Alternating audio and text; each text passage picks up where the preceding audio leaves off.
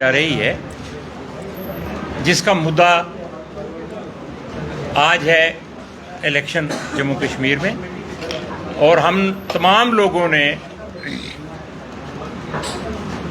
मानयोग मंत साहब मनजीत सिंह जी श्रोमणी डेरा नगाली साहब पुंछ के उनके साथ विचार विमर्श करने के बाद हमें ये आदेश है कि ये अपील की जाए कि नेशनल कॉन्फ्रेंस और कांग्रेस के अलायंस के कैंडिडेट्स को वोट जो हैं वो डाले जाएं।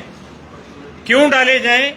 क्योंकि पिछले 10 साल से बीजेपी का यहाँ डायरेक्ट इनडायरेक्ट रूल चल रहा है और 10 साल में जम्मू कश्मीर से लद्दाख को अलग कर दिया गया, जम्मू कश्मीर को स्टेट से यूनियन टेरिटरी बना दिया गया और फिर यूनियन टेरिटरी बनने के बाद जो डेवलपमेंट के थोड़े बहुत काम इन्होंने किए वो कश्मीर सेंट्रिक किए। चलो अच्छी बात है, कश्मीर वाले भी हमारे भाई हैं, अच्छी बात है, वहां भी तरक्की हुई, लेकिन जम्मू को टोटल इग्नोर कर दिए।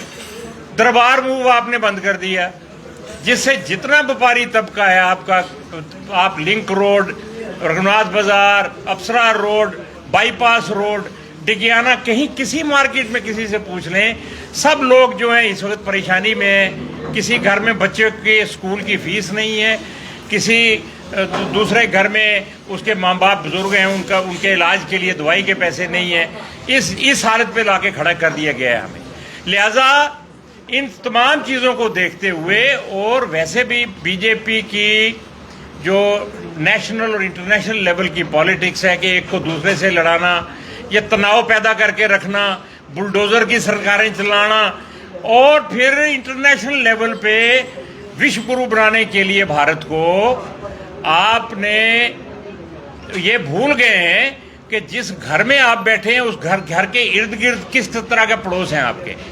नेपाल के साथ आपके ताल्लुकात अच्छे नहीं हैं, चाइना के साथ आपके ताल्लुकात अच्छे नहीं हैं, म्यांमार के साथ आपके ताल्लुकात अच्छे नहीं हैं, आप पाकिस्तान के साथ अच्छे नहीं हैं, श्रीलंका के साथ आपके ताल्लुकात अच्छे नहीं हैं, मालदीव जो छोटा सा मुल्क है, उस छोटी सी एक जगह है, उसके साथ आपके ताल्लुकात अच्छे नहीं हैं। और लो एंड बिहोल्ड ये जो बांग्लादेश, जिसको आज़ाद कराया भारत की फौज ने, जिसको के जनरल अरोड़ा लीड कर रहे थे उस वक्त 1971 में, आप उस बांग्लादेश को जिसको आज़ादी आपने कराई भारत की फौज ने और भारत सरकार ने, उस वहाँ पे इस वक्त 1.5 करोड़ हिंदू पिछले तकरीबन 2 महीने से सिर्फ इस बात पे त्राही त्राही कर रहा है कि हमें मारा जा रहा है, हमें लूटा जा रहा है और कत्लेआम हो रहा है हिंदुओं का।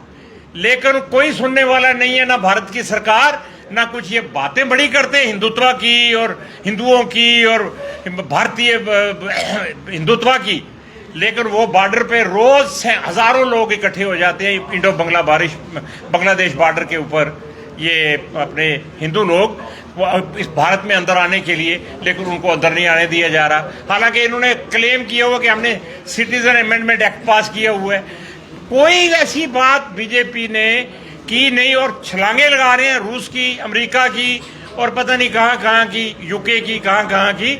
और यहाँ बेगुनाहों को मारा जा रहा है इजराइल की तरफ से। बेगुनाह बच्चे मर रहे हैं, औरतें मर रही हैं, भारत इजराइल की सपोर्ट कर रहा है। इनकी फॉरेन पॉलिसी टोटल फेल हो गई है, घर से लेके बाहर तक। सिर्फ वो दिखावे के तौर पे इनका मैनेजमेंट का सिस्टम है, वो चलाते रहे, वो इनको मुबारक रहे, लेकिन इस मुल्क ने इनको जवाब देना शुरू कर दिया है अभी पार्लियामेंट के इलेक्शन के वक्त से। ये कहाँ ये 400 पार और कहाँ ये 250 से नीचे हो गए, 240 से नीचे हो गए। और कहाँ मैं आज अखबार में देख रहा था कि आप पता नहीं आपकी बार क्या उठा रहा है कि बीजेपी सरकार जम्मू कश्मीर में, तो वो बीजेपी पार या कुछ ऐसा था, पार पता नहीं इधर है कि उधर है, वो पता नहीं। तो लिहाजा हम जम्मू वासियों की तरफ से हिंदू, मुस्लिम, सिख, हर किसी के नाम पे हम अपील करते हैं तमाम वोटरों से कि प्लीज़ आपसे बेनती है कि इस बार नेशनल कॉन्फ्रेंस और कांग्रेस की अलायंस को कामयाब करें, ताकि यहाँ अमन बहाली हो, यहाँ पे तरक्की हो, सब खित्तों की बराबर तरक्की हो और हम अमन व अमान के साथ रह सकें। अनएम्प्लॉयमेंट जहाँ पे दूर हो, मेडिकल फैसिलिटीज़ जहाँ पे बढ़े, और बाहर से जो लोग ठेकेदार और बाकी लोग लाके हमारे सर पे लगा दिए गए हैं उनसे भी हमारे जान छूटे। तो इस अपील के साथ कि आपका कारोबार भी बढ़े, हम बेनती करते हैं कि वोट जो है। क्या कारण रहा, क्यों आप नेशनल कॉन्फ्रेंस को ही सपोर्ट कर रहे हैं, भाजपा को सपोर्ट नहीं कर रहे हैं, और बाकी सियासी पार्टियों को उन्हें क्यों नहीं अपना सपोर्ट एक्सटेंड कर रहे हैं? ये भाजपा को क्यों नहीं सपोर्ट करेंगे, उसके लिए तो बहुत सी बातें बताई हैं मैंने आपको।